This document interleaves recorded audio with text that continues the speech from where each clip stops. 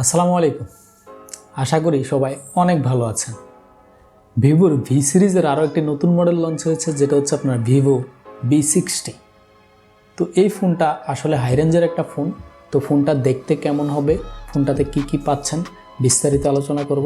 তার আগে এই ফোনের বক্সে আপনারা কি কি পাবেন তা আমরা দেখে নেব। ফোনটির বক্স ওপেন করতেই আপনারা ফোনটি পাবেন প্রথমে, দেন আপনার IMEI স্টিকার, দেন আপনার আর কি পাচ্ছেন, দেন কিছু কাগজপত্র পাবেন।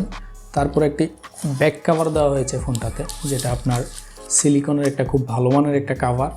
দেন এটাতে আর কি পাবেন, দেন এটাতে আপনি 90 ওয়াটের একটা ফ্ল্যাশ চার্জ পাবেন। আর এটাতে একটা কেবল আছে। দেন সিম ট্রে খোলার পিন। আমরা যদি ফোনের আউটলুকিংটা প্রথমেই দেখি,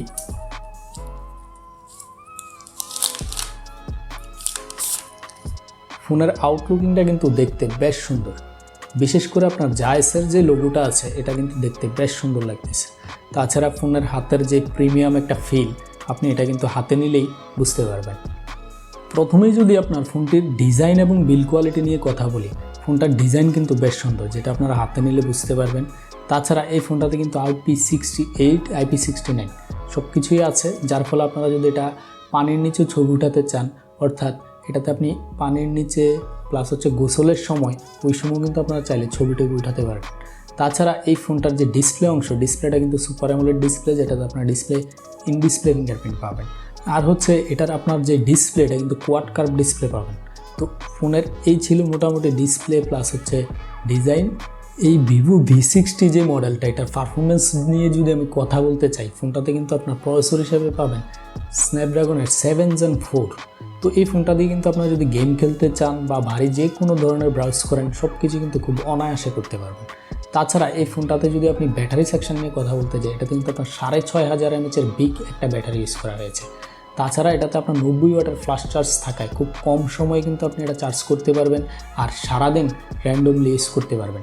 আর এটার যে ব্যাটারি 6500 mAh হওয়াতেও এটাতে কিন্তু আপনারা খুব বেশি একটা ওয়েট মনে হচ্ছে না, মানে ওয়েট ডিস্ট্রিবিউশনটা খুব ভালো হয়েছে।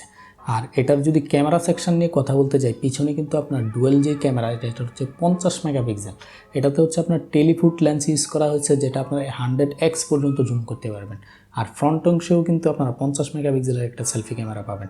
তো প্রাইস অনুযায়ী যদি এই ফোনটা আপনি চিন্তা করেন, যেটা 60+ প্রাইস, যেটাতে আপনি আমার মনে হচ্ছে প্রাইস অনুযায়ী এটার পারফরমেন্স বলেন, আউটলুকিং বলেন বা ক্যামেরা বলেন, সব কিছু নিয়েই কিন্তু আপনার স্যাটিসফাইড থাকবেন।